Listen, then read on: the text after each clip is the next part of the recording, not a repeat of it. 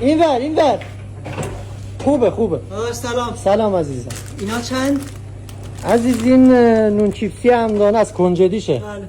چجوری فهمیدی کنجدی؟ از رو گوش شنیدم. خیلی عمالی ناقابله. دونه 5. دونه 5؟ بله. خیلی خوبه. من خودم ناشنام داداش. نه نابینم. خب کدومش 5 کدومش 50؟ داداش این 5. 5 بله. از 45 تومن بهم داد.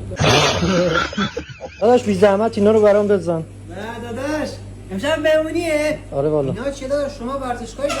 وایس این لحظه اینا مضر همه. کجا میری داداش؟ چیز جدید آوردم. مخصوص جمع ورزشکارا. چیه؟ بدون روغن رژیمی، یعنی از این بهتر نمیشه. همدانی چیز جدید آورده بدون هیچ گونه نگهدارنده، با نمک تصفیه شده درست هم شده. 4 تا مختلف هم داره. اینا رو حساب کنیم ببر. چشم.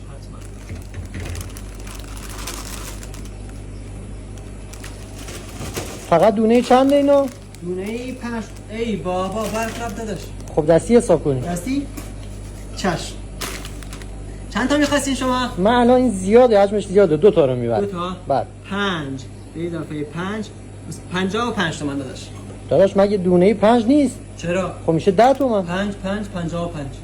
خب من یکی رو میخوام. یکی 55 منهای 5.